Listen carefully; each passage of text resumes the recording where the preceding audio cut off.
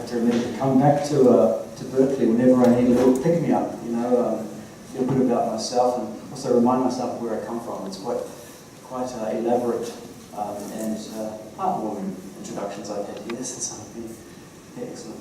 To be perfectly honest, my heart is still beating in my throat because I had to run from Russell Street down on Telegraph in order to get here because I called a taxi and it didn't turn up. So I sprinted here. And I mean, I like running, but not that much. I got to see a bit of the campus sort of blurring past me as I was asking people where this place was. And yeah, anyway. So, I did start out in around about '96 exhibiting internationally, and I did have a big time with art and games in the late '90s, experimental games of all sorts, and experimental music games and installation art side computer games in 1998, 99. I did a lot of augmented reality in the mid-2000s. But I'm not going to talk about any of that work really. I'm going to talk about the work I've been doing more the last 10 years. And I'm going to be speaking about it in the context very much of an approach to thinking about working with systems, particularly integrated systems and automated systems, as a kind of a material for creative and especially critical play. And I have titled this Working the Stack, and I'm not actually referring directly or specifically to Benjamin Bratton's stack, his black stack, but that does come up as a point of reference, sort of incidentally, but sometimes quite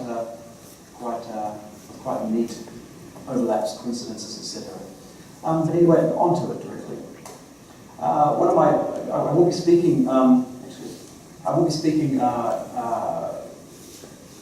from a place that those that were at the Transparency Conference would have actually heard some of these introductory sort of remarks and a few of the slides that they will recognise. I need to build from that same place because it does relate very specifically to the work I'm doing. And those that went to the conference on transparency earlier, they will know that I didn't actually get a chance to talk about my work. So I'm going to talk about my work in the context of transparency, indeed also in this lecture. So working the stack. One of my favourite quotes, and a very important one to sort of open up this lecture: when a machine runs efficiently, when a matter of fact is settled, one need focus only on its inputs and outputs, and not on its internal complexity. Thus, paradoxically, the more that science and technology succeed, the more opaque and obscure they become. And this is very much a problem that I think Bruno saw coming, but maybe not to the degree of the opacities that he's quite concerned with, really scaling down into the minuscule quite as quickly as they have. There are more and more elements of our everyday which in fact represent this very problem, and I'll be unpacking that in a bit. Bruno Latour was very concerned with this black box problem. Black box was a familiar term already. In fact, in engineering circles, there has been a long conversation about an object that is simply impermeable to reading as being a black box. But what Bruno contributed to this conversation, among many other things in his work, is this concept of the feedback control loop. So he actually added a techno-political, if you like, interface to thinking about a black box. In that, when a user of technology, and I want to note again that the only people that speak about users are drug dealers and interface developers, but when the user is sitting down at a machine, at a device, at a system even, which we can think as being a device, if it is a black box, who would know? It may be a device of devices, it may be a box of many boxes. But from their perspective, they know that when they give it the expected input, they should get the expected output. They need not be concerned with any other internal workings that do not reflect that base relation. And so, meanwhile, inside that black box, there can be a backdoor where a feedback control loop is implemented, such that the owner or administrator, the system administrator, in fact, of that black box might be able to read and do things with that data, with that flow of input and output, with things that are in the data that may be unaware that the user is unaware of, all the while without the user knowing. And it's this that very much reflects, I think, albeit simplistically, some of the many concerns we do face today regarding surveillance in a world of integrated and increasingly automated systems. And I'd like to open it up again, just as I did the other day in a conference, with this, what I refer to as a very social object. It's an outwardly facing work of engineering. This was the shit-hot MP3 player of its day. And I think there's a social object in that all of its inner workings are expressed outwardly. So it literally engages, almost conversationally, the user of this work of engineering, in that they can even, just as a matter of testing, take that handle, which is the energy of converting kilojoules into kinetic energy, into mechanical energy or motion, and they can see the platter actually turning. And if they look closer, they can see this little needle bobbing up and down on tiny grooves in that platter, and all the while the needle is working its way toward the center along a spiral formation. Similarly, all the while, out of that large horn comes a sound that whose very amplification is expressed by the conical form itself. So all of its inner workings are expressed outwardly, and compare it to the iPod Nano, which is just literally a field of metaphors. Nothing about its external appearance tells us anything about its inner workings. In fact, the menu button, the progress bar there, the back and forward, there's no way of reading the external skin of this object, of this device, and learn anything about its inner functioning. In fact, were one to open it up and even show a friend, very few of us would know someone that can tell us precisely what all of those SMD components on that PCB board actually do. They wouldn't be able to tell you necessarily where the music is stored, what's the equivalent of the record, where are the tracks, and what is the energy input. Many wouldn't even recognize a battery because they actually don't look like any batteries that we're used to. They won't have the word battery on them, and some may not even have 3.3 or 3.7 volts written on them to indicate that it is a battery. We may not be able to see, for instance, where the amplifying part is, the part that actually would represent something like a horn.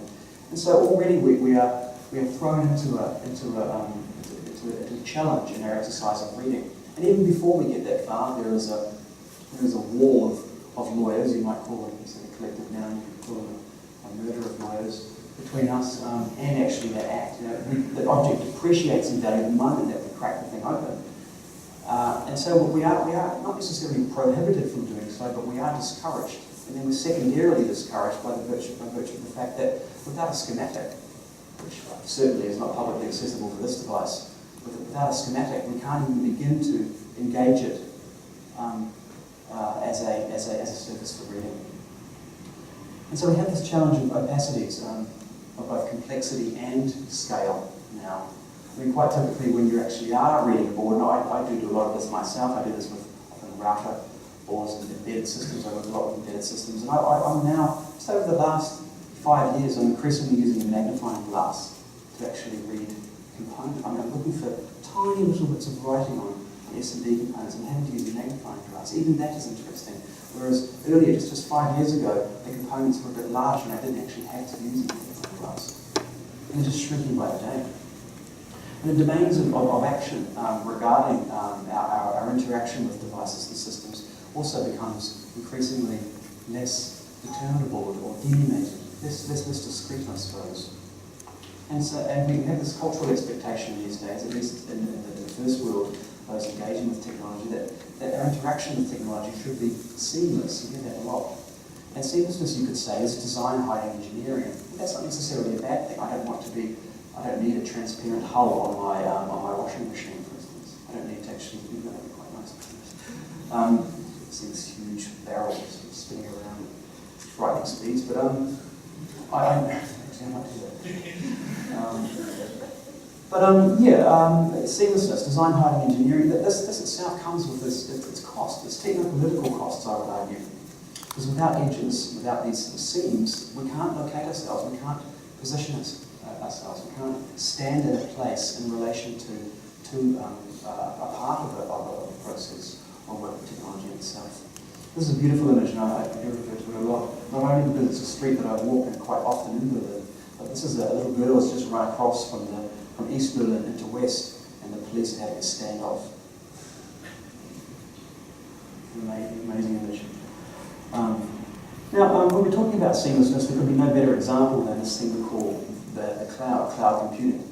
Clouds are a strategically, I would argue, patronising object of thought or metaphor, in that clouds themselves are transubstantiated. They are transubstantial, I should say, inherently deterritorialised. They don't belong to a country or to a place. So when we're talking about cloud computing, it's as though we are sort of sending all of that engineering, all of that work into the ether, making it a part of the very fabric of the world itself. No one owns the cloud. The cloud is a part of our universe proper. And with that, with this root simplification, there also comes an inherent risk. For instance, and without any intent to insult, a survey done here in the United States a few years ago found that almost 50%, I think it was about 41 or 42% of Americans surveyed, I think it was only called about 8,000 or something, thought that bad weather affects cloud computing, which is pretty worrying. And that's not because those people are stupid, not at all. It's not to say that. It's just to say something about the way we work with technology and how we talk, and how we're actually taught to think about technology in many ways. Similarly, a lot of people, very bright people, I know many very bright people, think that that cell calls, that cellular communications all go via satellites. It's as though they haven't noticed those blank balloons, those directional antennas up on the roofs, often even above the schools, or as I've said a bit later, sometimes disguised as everything from the Christian cross to a pile of bricks. But they're taught not to, in fact. We're not supposed to think about infrastructure. Infrastructure is something that should be under the pavement.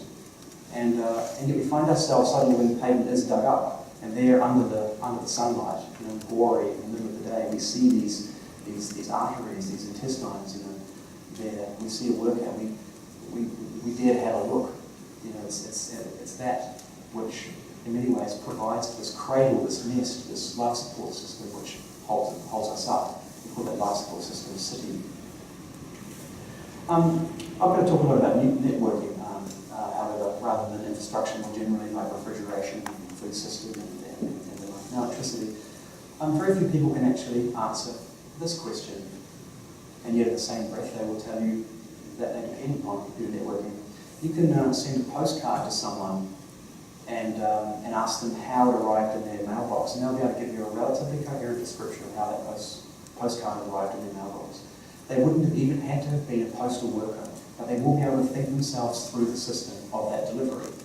They'll be able to talk to you about postcodes. They'll be able to talk to you that these things called streets have numeric addresses, and that only once we've resolved the numeric address does it then resolve into the namespace of people's family names. And then there might be the front of the house, the back of the house. They wouldn't have had to be a postal worker to know that there is a room out the back where people sort letters based on postcards, based on this number and name system. But if you ask that same person how the email that you sent them arrived in their inbox, they would be almost certainly reliant on high surrealism, or at best maybe magic realism, in order to try and come up with a relatively coherent depiction or description as to how it actually happened. In fact, I've done that in several workshops where I teach people that have, and with my colleague Daniel Vasiliev, teach people that have no skills at all in computer networking, no training, using the command line, how to build computer networks and how to build, for instance, an internet email service really, really quickly. And at the outset, you ask them how email works, and you get them to draw it down, and it's incredible what you see. I mean, it really is like those early maps in ancient Greece where the Earth was actually a disk suspended in gas, and Athens was in the centre. And why was Athens in the centre? Because the Earth curved, and they mistook the curvature of the Earth for curvature on a horizontal plane. You see incredible descriptions of network packets bouncing across space, and all sorts of things. And again, that's not because they're stupid. Children are taught in school more about how the solar system works and how flowers work than they are computer networking. And that's something that does, I think, need to change. What is the internet? Here is a picture of the internet. This is an actual meaningful, topologically meaningful description or representation of the internet some years ago. New Zealand, where I come from, might be this little bit. It's back here, maybe. It might be New Zealand there. Or that might be like Argentina. And this is the description that I feel, the definition I came up with based on my questions as to what the internet is to people. It's a deeply misunderstood technology upon which we increasingly depend. That's how it is at the moment. Okay. So, working the stack, this is the stack that I'm going to be referring to. This is the OSI layers that are they're often taught in computer. Who's come across the OSI layers before? Somebody has going to cool. So this is a very, very useful way of reading the internet as a stack. You can think of it also as a sandwich. I used to work with images of a very, very large sandwich with application layer and a piece of bread on the top. But you can also think of it as almost geological strata, and that you need to sort of dig down to get to the root of this thing we call the internet. It starts with the physical layer and then moves up to the data link network transport all the way up to the application layer, which would be your browser, or for instance, a program like Skype or a computer game. The physical layer is the very stuff of the network. Things like Ethernet cables, switches, but also importantly, wireless phenomena like Wi-Fi is very much a part of the physical layer. It's electromagnetic phenomena. It is matter, technically, and it needs to be considered as part of it. So you'll hear people talk about the internet being everywhere, and it's understandable that they would think that. But really, this radio part is just the air gap final part of this thing we call the internet, interacting with the terminal inputs from a computer to an antenna in a computer to an antenna in a radio device. This is another part of the physical layer. This is a data center.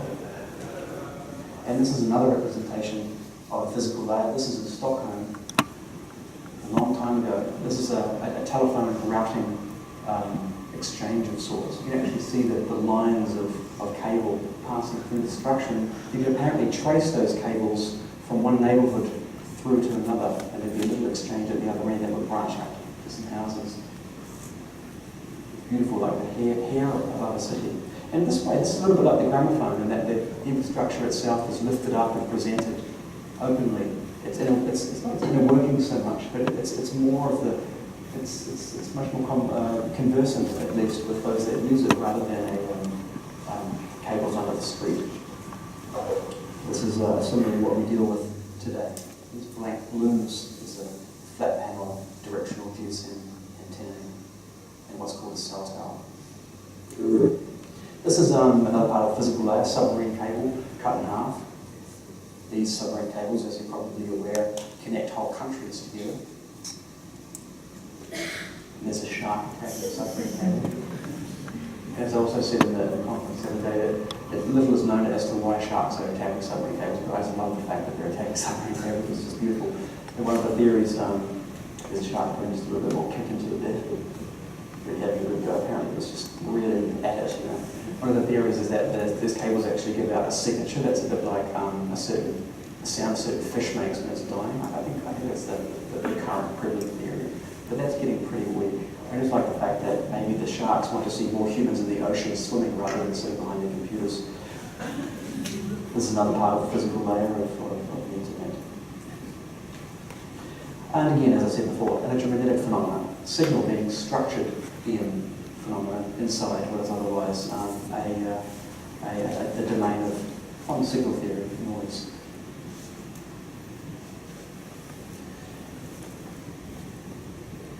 So I'll start with one project of mine that engages the physical layer most acutely and in many ways aggressively, you might say. It is a direct attack on the physical layer. One might think of a pair of scissors cutting a cable as being a simile. This is a mobile phone jammer in the form of a battle tank, and it was very quick to make. I've been showing it around quite a bit lately, but it's just simply you flick the little switch on it, and it just knocks everyone off the grid around it. It's got about 6 meter radius when I tune it. In fact, in Brighton, at an exhibition, the piece was shown next to a window where there was a road going right past, and I said we have to really move it inside more and more, because you can see people sitting in their car outside, just having problems with their phone, and that's really illegal. It's technically extremely illegal. Only the police and government have the right to electromagnetic silence, or to silence, in fact, the verb to silence. We don't, civilians don't. And so this is really, it instigates or at least imposes an aura of silence. People talk about having had experiences of a vertigo being in the company of this object, to walk into the zone of exclusion and to actually feel a bodily change. It's not because they're being blasted with EM or noise in the GSM part of the spectrum, but they're being they have a physiological response to being offline or being bumped offline. That's a bit more of the tank. Inside of the jammer. And moving up into the data link layer. The data link layer comes, the term link light you might be familiar with when you take an Ethernet cable. I mean, people say these days that no one uses Ethernet, but in fact there's more Ethernet cable than ever. The wireless part is just the terminal endpoints for computers like this, phones. Ethernet cable is getting cheaper and cheaper and cheaper, precisely because more and more people are buying it. It's now very much a part of the walls around us. The data link layer comes from the link light. When it sticks an Ethernet cable into the computer and then over to the switch, and the little green light that comes on, that's the link light. What happens, what's happened when the light comes on is that structured electricity is moved along the cable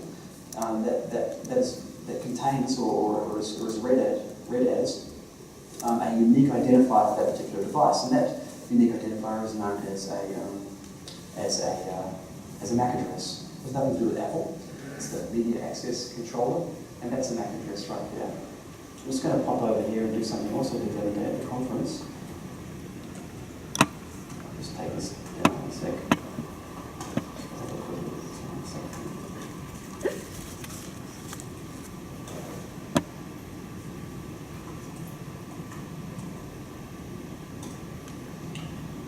So it is a demonstration I've been showing a lot lately. This is all the BSSIDs, or the access points across 13 channels within the view of my laptop. And this is all the unique identifiers.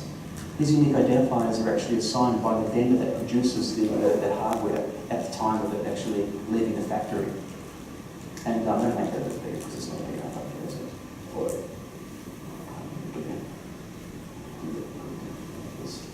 but if I just TOPN and only look for open networks, you'll see down here that these, under the station field, these are your smartphones and laptops and tablet computers, the unique identifiers of those, and their relationship, their association to the BSSIDs of the access points above here. Now it's possible to know the exact vendor, whether it's a Samsung Galaxy S3 or whether it's an iPhone or whatever, but similarly it's also possible to know whether someone is actually at home when they say that they're not. You can call them and stand outside their house at the same time and do something like this when you know their MAC address. And you can call them and say, hey, are you home? And they say, no, I'm not home. And you go, okay. And just walk away knowing that person has definitely lied to you. Unless, of course, they don't generate the MAC addresses. But similarly, as I showed in the workshop previously in Copenhagen, you have a nice big flat panel antenna and just create like a photographic snapshot of all of the devices in the building. At least within 2 concrete walls of you. You can also make a lot of money. Set it up, for instance, in a shopping mall, and you can get a nice print of people coming into the shopping mall, all the devices that they're carrying, and sell it on to the shopping mall itself as data gathered as to the devices that they should be targeting their advertising apps. That would be evil, but it's certainly doable. What you also see, however, interesting enough, down here is you start to see probe requests for networks that you've visited in the past. It could be hotels you've been in overseas, in Montreal. It could be your mum's network printer. It could be cafes that you frequent. That's because your phones and laptops and tablet computers develop a desperate crush on each network that they connect to. Absolutely desperate. So they connect to the network and say, we have a connection. I think I love you. And if, for all the months that pass, they're desperately looking for that particular access point, hungry for some kind of contact. And so while that phone's in your pocket, just being the phone, you think, in fact, it's probing out and reaching for us. It's a bit like, as I said the other day too, that it's a bit like, when you're at a party and you have a really great conversation with someone at a party, and by virtue of just having a great conversation with someone, they believe you have an intrinsic connection that you're always supposed to meet. Well, that's like your phone. There's one of those horribly romantic people that reads a little bit too much into a good chat at a party. You might recognize some of your networks there, and the longer I run it, the more you'll see these probe requests. Anyway. Now, the link is between these MAC addresses, and that's what's called layer 2. I started to start with 0 being the physical layer, but technically it's layer 2, the link layer, the data link layer. And once that connection has been made between unique devices, only then can addressing actually occur. But I'll get on to addressing in a bit. Most importantly, we can actually say we know the devices in our pockets, but increasingly you can learn a lot about a person just by spending time in the same room as them and reading these unintended emissions from their devices. It's certainly quite worrying indeed. Here, for instance, is the radio part of an iPhone 5. Now, Packet Booker in 2012, made by my studio partners Gordon Savicic and Megan Julian, is a great example, I think, of work that explores the sort of the ontological layer, which is much higher up in the stack. I like to think of there being 8 layers in the OSI stack, the last one being belief, whereby what they did is they had a tree of radios, of Wi-Fi radios. Technically the specification is 802.11. And they had a tree of these radios sitting in, I'll get back to that, in the studio. And they had another one for the exhibition of the Hauskultur developed in Berlin, House of Cultures, and another tree, a sister tree, in the exhibition space. And what happened is that they captured packets from the studio and they launched them. They sent them over a tunnel, over an encrypted tunnel, right across town. Berlin's a pretty big city if you've ever been to Berlin, so it's a big city. And tunneled across town and then injected those packets into the air in the middle of our exhibition. We had about 2,000 people come to our opening. It was a big exhibition, commissioned exhibition of work that we've been doing. And it was a sister exhibition of the Transmedia, which is an important electronic arts festival, tech art festival, among other things in Berlin. They injected those packets into the air, and people looking for, people left the exhibition, walking out, looking for hotels and bars and cafes that didn't exist in Tiergarten, where the exhibition was. They existed in Neukölln, where our studio was. Because they've been capturing these beacon frames. They're actually used for location services and injecting them into the air, tricking the phones to believe that they are in fact somewhere else. And the most amazing scene of Bengt, Gordon and myself watching a little group of about 5 people walk out from this building, the Hauskultur development. There is nothing except a forest that occasionally depressed politicians get drunk in because the German parliament is just next door. Just walking out into this Blair Witchy kind of forest, and the guy going, no, it's here. And the glow of those massive phones on his face, people following him trustingly. It's a bit like the sort of geographic folding of the situation is to take one city and fold it over another. And it really exemplifies a point of the Critical Engineering Manifesto, which we've talked about quite a bit, that we wrote in 2011. Point number 5 of the Critical Engineering Manifesto, the critical engineer recognises that each work of engineering engineers its user, proportional to that user's dependency upon it. What they were taking advantage of was the fact that Apple and Google had both covertly inserted spyware, literally was spyware, into all Android phones, into all versions of iOS at that time of the exhibition. Whose job was to actually read beacons from fixed access points without the user's awareness, read the beacons from fixed access points, and then upload them to the mothership where a huge trilateration, like a vast web, could be built in which to locate that person. A couple of researchers proved with Apple initially that you could take an iPhone and plug it into a laptop and suck a file off that phone that would show exactly where that person had been every second the phone was on for up to a year. And Apple hadn't told anyone about that. Effectively, everyone that was carrying an iPhone had been configured against their will, involuntarily, as a sensor for this location services project. And the location services project was one which inevitably raised a huge number of concerns among its users. But Google was the first to jump in and say, Apple, that's disgusting, it's disgraceful, how could you? How could you? Apple, that's exactly that kind of thing. And then Google is bound to be doing precisely the same thing, of course. And these two companies are Carrier IQ and Skyhawk Wireless.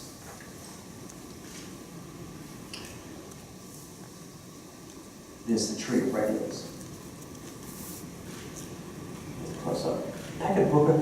Brooker is the word for a bridge. Auf Deutsch. It is a tripped phone.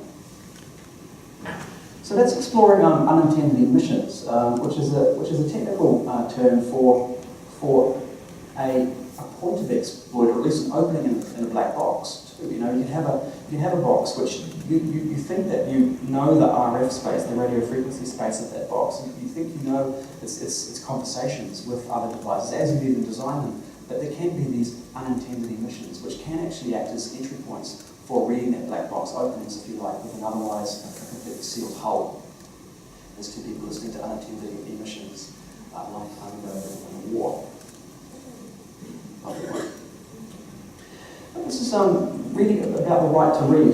I want to just jump on to another project right now regarding this, but in the kind of work that I'm doing in the radio frequency space, imagine if I'm sitting out in a park and a couple next to me, say 20 metres away, is arguing furiously.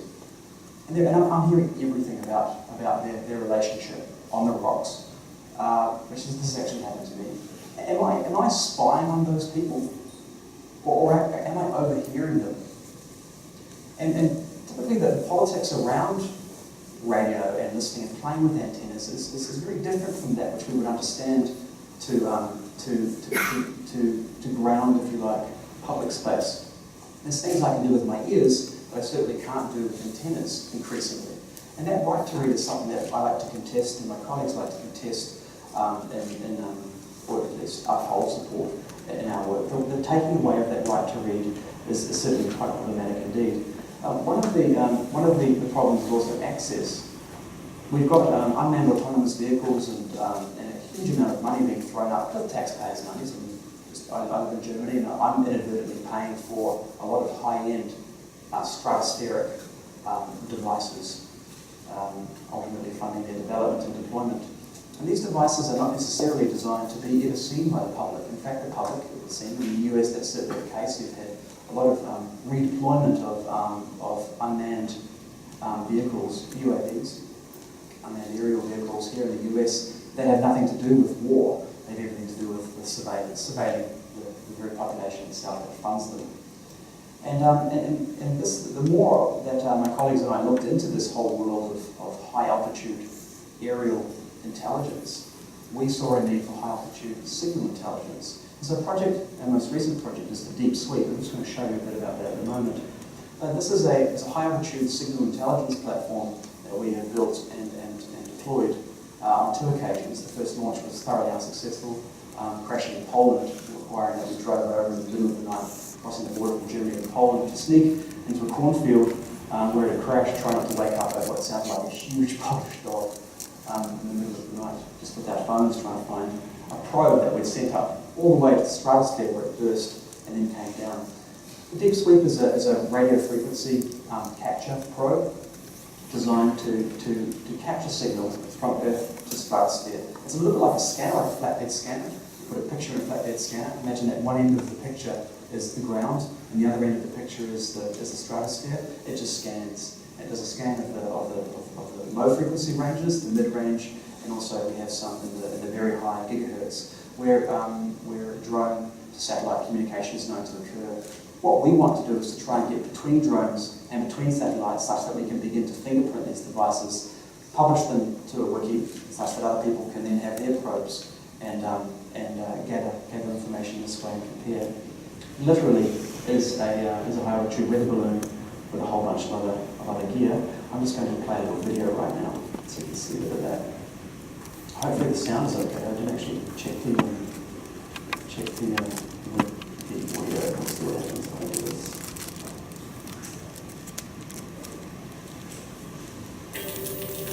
Cool.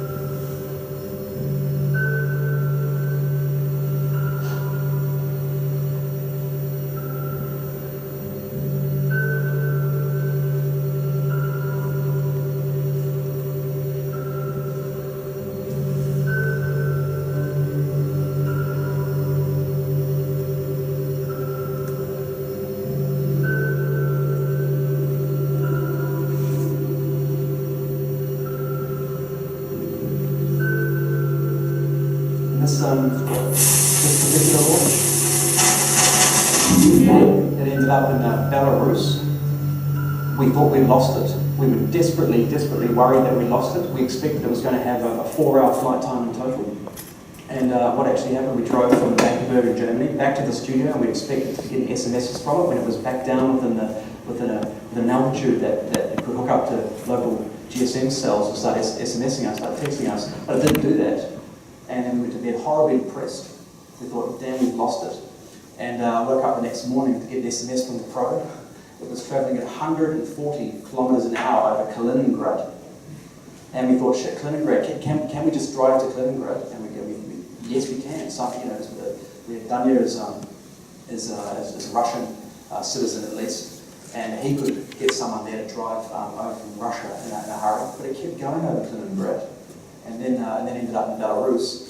And you can't just drive to Belarus. Belarus is under a regime, an oppressive regime, and it was 1,000 kilometers away by the time it crashed. Amazingly, also in a cornfield that had been recently harvested. And what are the chances of that? Of all the places it could have landed, it was next to a small town. So we put the word out on Facebook, and begged it, and a woman, Natasha, got in contact. She's a friend of sort of within our network. She found two people in Belarus and Minsk, and they just drove out and picked it up. But they were worried that we were spies, and so we couldn't get it in time. And yeah, it was quite a journey. And in the end, we managed to get the pieces back, and the hull was all caved and smashed, but we got the data. And the two hulls themselves are actually made of those same surveillance mirrors that you see in corner stores. You know, that you put in the corner and such that the shopkeeper can keep an eye so to see around the corner. We like that idea very much as a design. It was important to us that the orb might itself reflect the world, that it might have that reference from a corner store to the edge of space. We only managed to get about 10 kilometres of capture because there was a power shortage in the middle of the flight. But this is all designed to become a platform that other people can then simply follow a recipe, launch their own probes. You can imagine there's traces going out from the sphere that we're on, out towards the edge of space, and then marine this otherwise completely out of bounds, out of scope, out of sight, world of high altitude aerial activity, all these machines in our skies. And the next I'm going to talk about the network layer. Now, I said before about MAC addresses and the assigning of MAC addresses to these things called, the assigning of IP addresses to these things called MAC addresses. IP addresses, as you probably know, are not static. They are mutable. You'll go from home to a cafe to university or whatever, and the IP address of your phone is changing all the while. IP addresses are actually attached to these unique things called MAC addresses. And unless there is uniqueness, you can't have that variability. For instance, if all of us, as I said in the workshop the other day, had precisely the same face, despite the fact that we have different identities and have different names, it would be very difficult, I should say, to address one another should we all have the same face. So the uniqueness is required before we can actually ascribe temporary location, if you like, or addressability. The Transparency Grenade is a project that I developed at that same exhibition in the House of World Cultures in Germany, House de Culture de Welt. Back in 2012, and this was built very much around around two tensions. One of which being the frustration felt at the time around corporate and governmental secrecy, and secondarily, it was built to exploit an inherent and implicit trust that we have in wireless networking. It is a very violent. It's a violent image. The object. It's designed in the precise form of a Soviet F-1 hand grenade, which was a very, very successful weapon. It's been bought and used by many others over the years.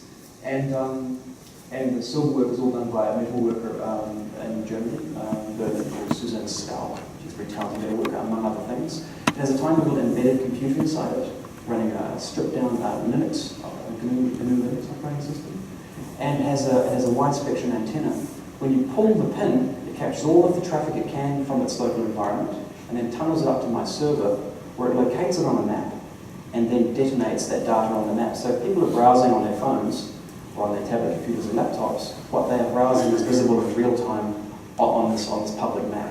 So it makes a closed meeting very, very open. My most successful exhibition, I've showed this, there's two versions of this work. One is in a collection in France, and they tour it around on their own circuit. But I showed this work a lot. I even showed it next to the corporate gallery next to the Pentagon. Came back in pieces, totally shredded at the border, which was a shame. But so I had to rebuild it. This piece, probably the most successful exhibition, I would say, was just seeing families, not a media art or tech art crowd, just families walking into this huge hall, the Nemo Museum in Amsterdam, and where the grenade is presented. And I saw an elderly gentleman and what appeared to be his daughter and what appeared to be her daughter, all standing around a phone, a look of horror and excitement on their faces as they are browsing and seeing the projection behind what is captured by the grenade, being precisely the images and web pages that they are viewing. Another view of the grenade there. There's the pieces. It's got a resin hull and these silver elements. There's a trigger mechanism. There's the elements laid out. Little Nintendo DS battery there. And there's the board. It's an Gumsticks computer. ARM is the CPU that's on all your phones too. It's designed by a British company. They pretty much own the CPUs in your phones. Britain. And there's me taking a photo just before that man physically pushed me right back as the German bomb squad took it out of my suitcase and put it just, it's a bomb squad, but special police, and all that, and they, what is this? And I pulled out of the queue at the airport yet again, and they put it down on a table. And he's holding it like this. I mean, why would you hold a bomb? Sort of pass it around. The bomb, the scariest possible thing. Let's just check it out and leave it lying around. And you can actually see it right on the table there. I snuck a photo in there. Quite a big hand in there as well. Yeah, it's a few other shots. So let's just go a bit. Showed her around, moved it around a lot and done some neat tests. And there's the transparency report. You can see the host names of people's computers now too. You can see the IP addresses, and it's normally just exhibited on a plinth, standing plinth with a vitrine cover. It's locked down, and you can interact with it if you like. Now, healthy paranoia is a positive side effect. I play a lot with fear and paranoia as positively transformative elements, or at least symptoms of the work. I very much believe that you can have a powerful and positive catharsis if we are challenged by our implicit trust that is in fact revealed to us as a vulnerability. And it's done in a playful environment, it's done in an exhibition. It's if you like, quarantined in the arts and cultural domain, such that people are voluntarily going into an environment where they will be, or their devices will be interacted with involuntarily. I'm very much interested in involuntary interaction. I certainly do not run around the streets at night outside people's homes pulling this grenade. Don't worry, I don't do that. I never would. It is actually, yes. And then we'll, for that session, you can't put the pin back in and stop it at the moment. It just keeps running. But then it'll just power it off, and then you can power it on again, and then in another context, and it will function in that context. It hooks up to what? It doesn't hook up to any networks. It just listens to any traffic on any wireless network, extracts anything on open networks particularly, and then tunnels it. And out in the wild, it uses like a modified 3G dongle. I've just taken the housing off and built it up along the side of the grenade, the SIM card. You can reset it, yeah. So glassholder.sh explores it in another direction. Glassholder.sh was a script that I wrote in response to a complaint, really, that my friend Omer wrote on his blog about ITP graduate exhibition in New York, where they were showing the works from their year's efforts, and a whole bunch of people turning up with Google Glass, and there was no blinking lights. It really bugged him a lot. It really got on his nerves. And he challenged them, and people were upset, and everyone feeling uncomfortable. It was quite clear to him and others that it was probably people headhunting, or at least even just simply looking at recording work such that they could then use those ideas potentially within their own random advertising campaigns or whatever. And it felt like a violation. That's all that matters. I mean, regardless of what they were doing, people didn't like it and they wouldn't stop. And so quickly, it was an hour and a half, I wrote this script, glassholder.sh. You see, don't be a glass holder there, which detects and disconnects Google Glass devices whenever it encounters them. So you just run the script, and it just listens to Google Glass devices, and the moment a Google Glass is connected to a network, whether it even be a tethered connection, detects that connection and cuts it. So you can't stream from the device.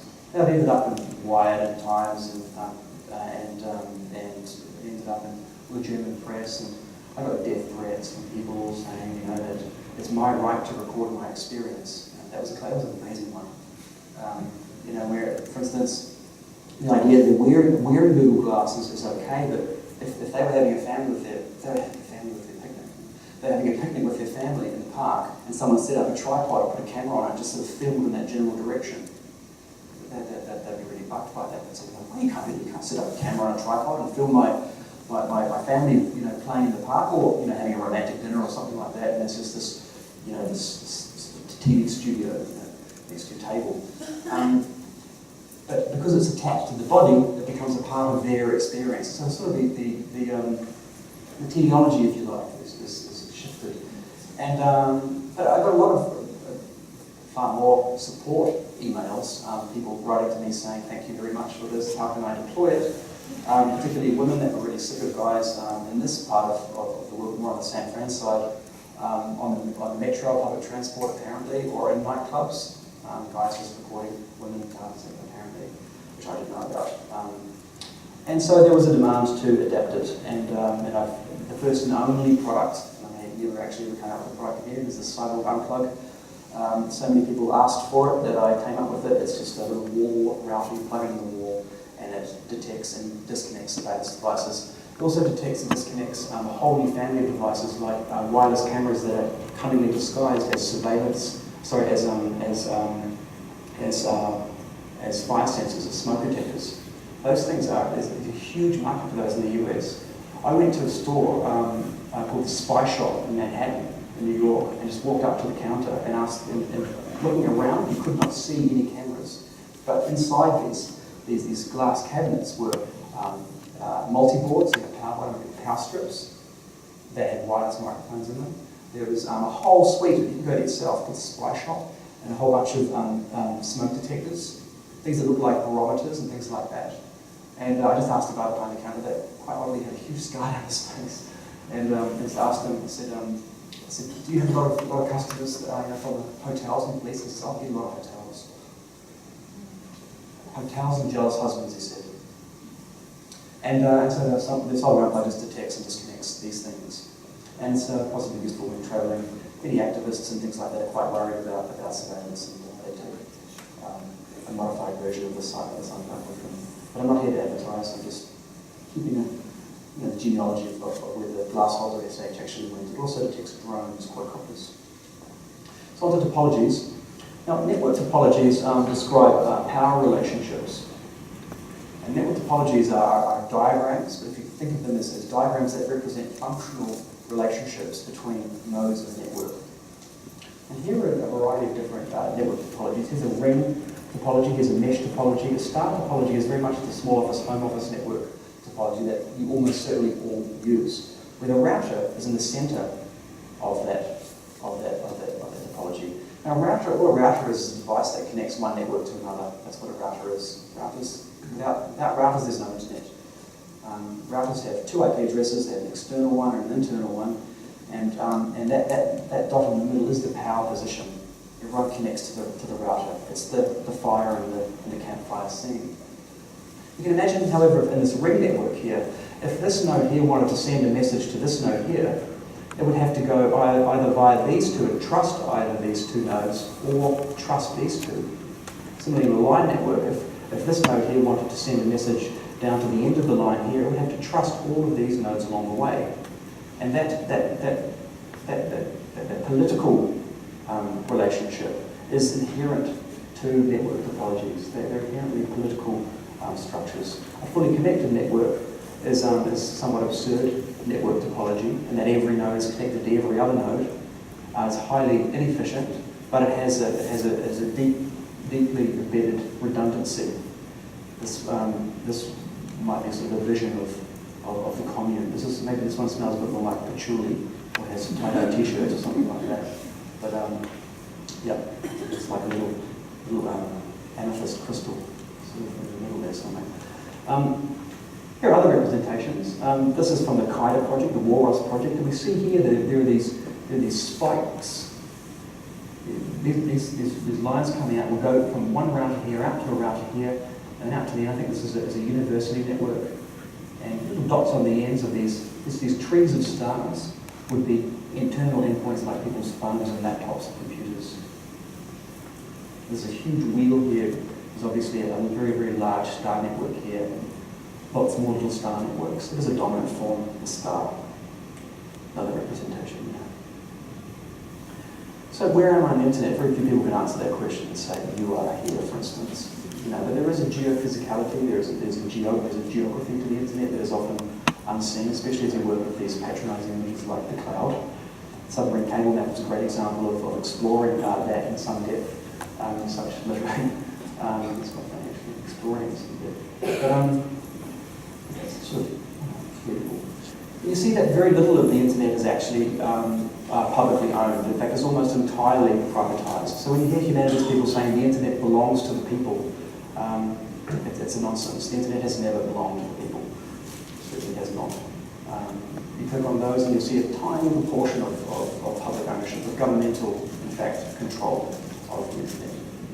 Telefonica, Daniel Vasiliev and I were teaching a net workshop, a 5-day intensive called Net Workshop in Lima in Peru. And we asked our workshop participants to name their favourite writer or blogger or voice on the internet. And they gave us some suggestions, and we showed that one of them, the most popular it seemed in the class of 20 people, was not only the domain was hosted in California, but the site was also hosted here as well. But in order for them to reach it, their traffic had to go all the way from the west coast of the South American continent over to the east, and then all the way to Madrid, and then from Madrid all the way over the Atlantic to the US and across the US to where the actual stuff was hosted. So even and they were furious. I mean, I speak a bit of Spanish, but I simply could not understand some of these swearing words that I was hearing. People were really upset because they hadn't been told. And this was actually, interesting enough, the workshop was held in the Telefonica Centre, so it was quite interesting, kind of an insult, if you like, to our hosts. But we didn't know that would happen. We didn't know so much of that traffic was routed through the conquistadors. You know, that even though they were economically and politically and culturally sovereign, they were infrastructurally still very much non-independent. There's a lot to be said there, a lot of work to be done there. There's the internet as seen as the subway system. Fiber optic. So the route. She or he that controls the route controls the content. When you're visiting a website, which is a nonsense, we never visit websites actually. I'll talk about that. We never visit websites. We request websites to visit us. Between you and a website, there's generally between 8 and even 30 machines, each of which is controlled by other people. And there's a water cooler, there's a calendar on the wall, or whatever. And you request a website that's copied across those machines. The internet works with the copying action.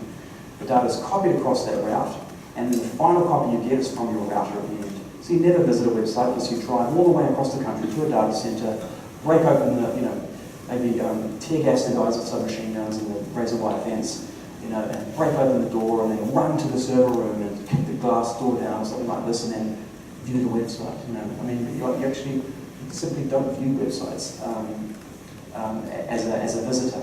You request them to visit you, and so there is this with wireless networking in particular, there is this air gap danger there as well. That between you and the wireless router, there is an opportunity for intervention. I'll talk a bit about that. That route, of course, enables effectively this. My favourite one is really this one. This is the work of the Liberty Maniacs. It's one of their videos.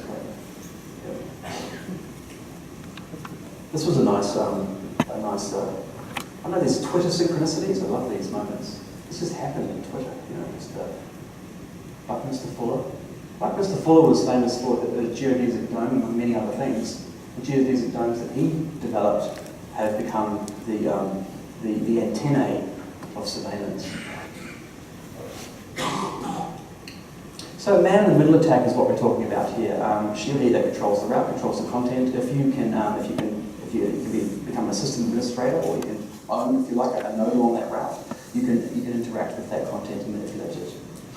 Here is the TAO program's package interception center, particularly designed for people that are of interest, that are ordering things like laptops and phones. They're from Amazon. They're routed from Amazon off to a center and then manipulated with physical keyloggers and then sent on to the person. There's lots of snow leaks about the TAO program, which is pretty worrying stuff. This is actually from one of those leaks. This is the American U.S. government spying on the German Parliament with a antenna on top of the American consulate, which was a huge scandal in Germany. They never caught very much. Still is yet no apology, but yeah.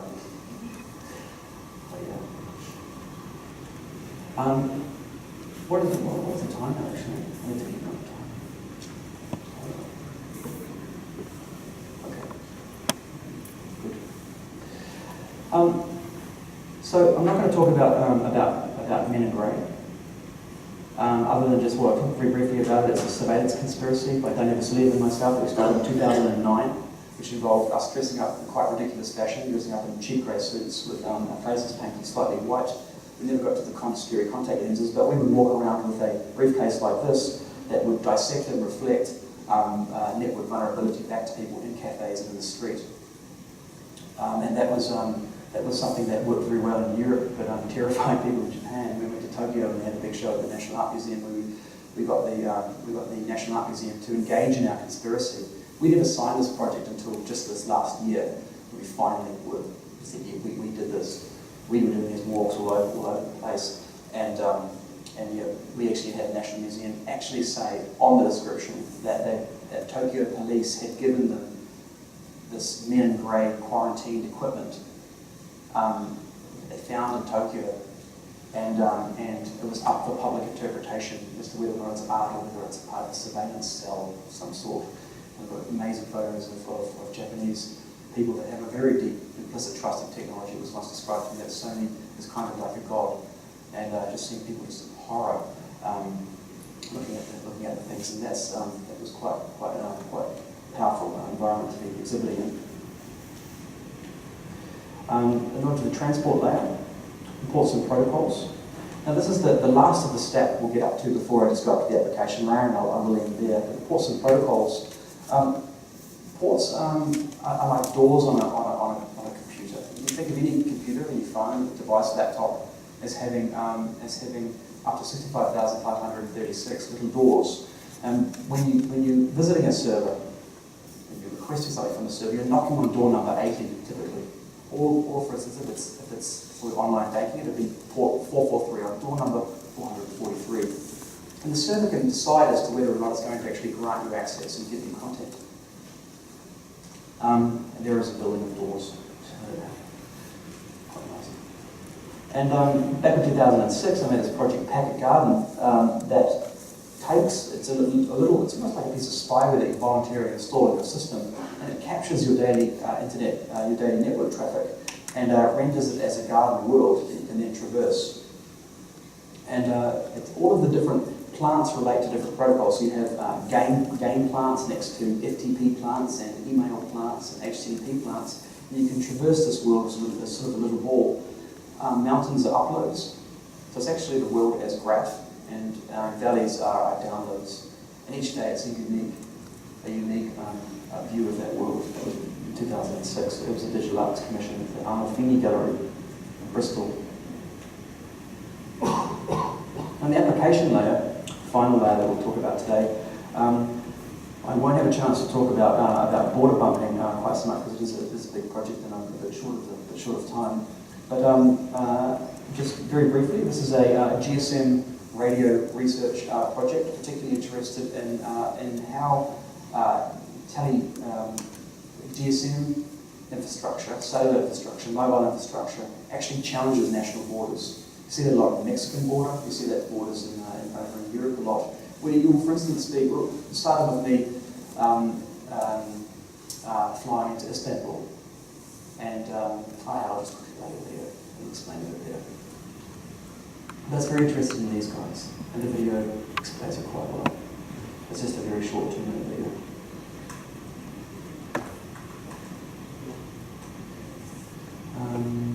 Oh yeah, it's a good one.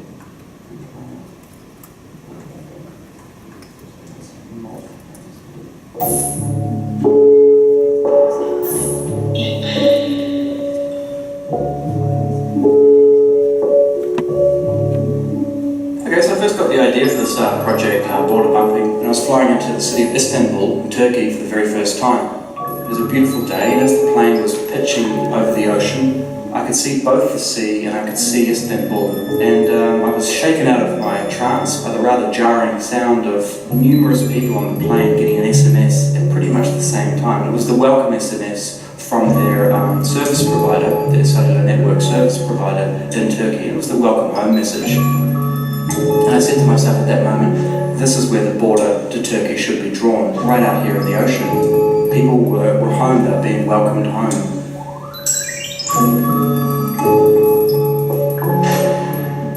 Is it possible that networks themselves can be territories? Can we have a feeling of being somewhere, a feeling of a sense of place, even a sense of belonging to somewhere, merely by a network event like this, one that happens in the wireless communication space? The idea is quite simple, this moment of discrepancy where devices are associated with the network in one place, yet our bodies remain or persist in another. This happens always, quite often at the border.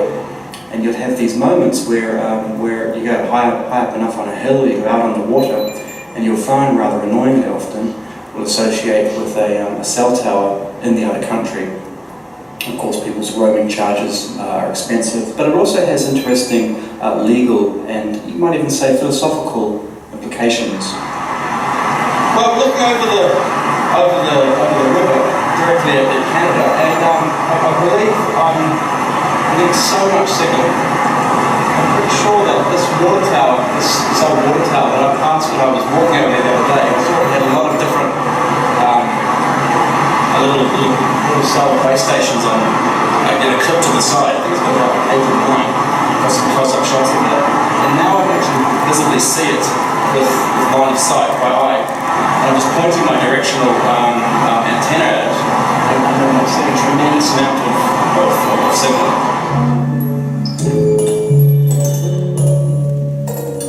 So with border bumping, what I wanted to do was to make an application that runs on Android phones, now by far the most popular smartphone operating system, whereby when one's running this application, you act as a border bumping agent or an agent collecting data. So you're crossing a border by foot, or by bike, or by car, or by boat, or by train. The moment that your phone associates with the cell tower on the other side, your body remains in another. That moment of discrepancy is logged, and an SMS is sent to the central border bumping server, where a map of that terrain, of that political geography, is modified accordingly. So the borders are shifted around to represent this tension between the telecommunications space and the national borders that we all know so well.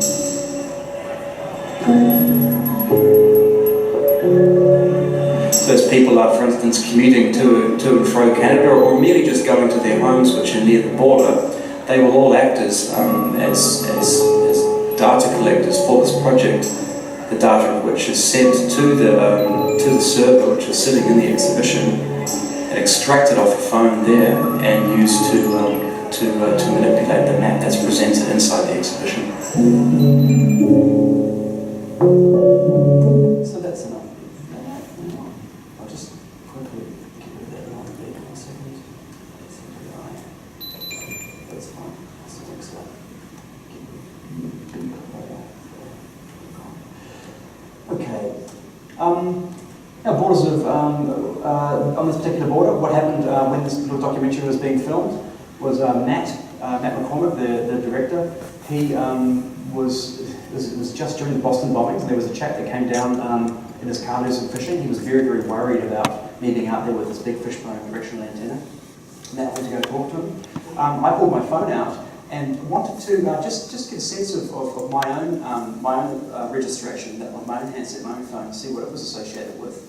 And I was on the US side in Buffalo, New York State, and I could see that my phone was associated with AT&T Mobility, but there were no antennae around other than one that was clearly listed as a New York State Police antenna, just on the edge of the border, on the other side of it, on this side of the Peace Bridge.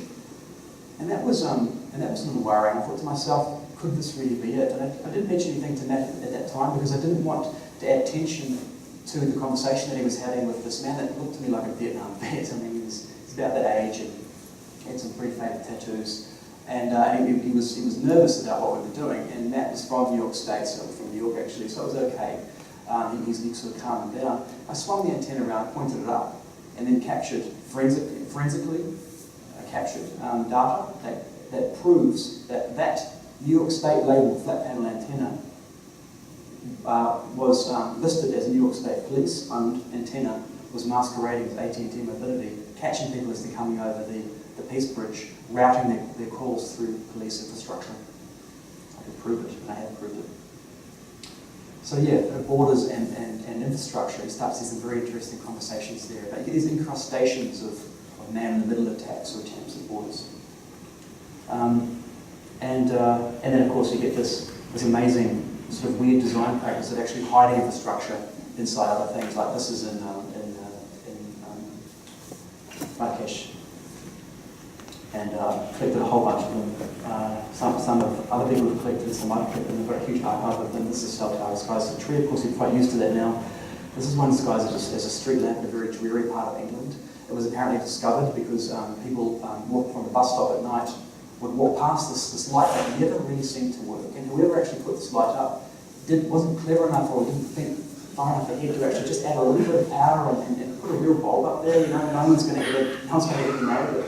In a place in England where only murderers sort of go to die, you know, the place could just be called Depression, England.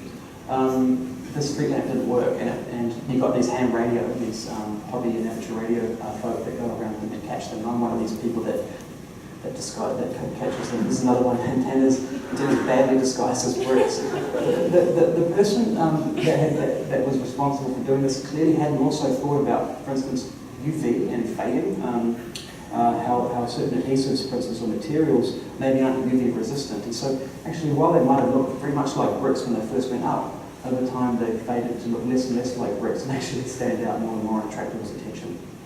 There are also there's one in New Zealand, in Upper Hutt, that is on top of a church. The church needed money, so they said, sure, we're going to have to come to a compromise. You can, in fact, put up your cell tower above our church and on our church and even on the front of our church, as long as it looks like a Christian cross. And my sister will be taking a photograph of that next time she sees it, and I'll use that in future lectures. Right, and then finally onto the ontological layer. I mentioned before that we have this, I like to think that from 1, 2, 3, 4, 5, 6, 7, the last in the stack, above the application layer, above the browser, we've already talked about is belief. And cheesy graphic, I know, but let's just get on with the last of it. I'll just jump down so we can get on with that. One second. Because I had actually, let's get past all that, get past the prism stuff, because we're out of time. I'll just end with this one here, I think that's best. So the ontological layer, belief, really engages the implicit trust that we place in computer networks. And it's that implicit trust that this particular project here, NewsTweak, seeks to explore. NewsTweak was the one that we got the golden league for at Ars Electronica. It's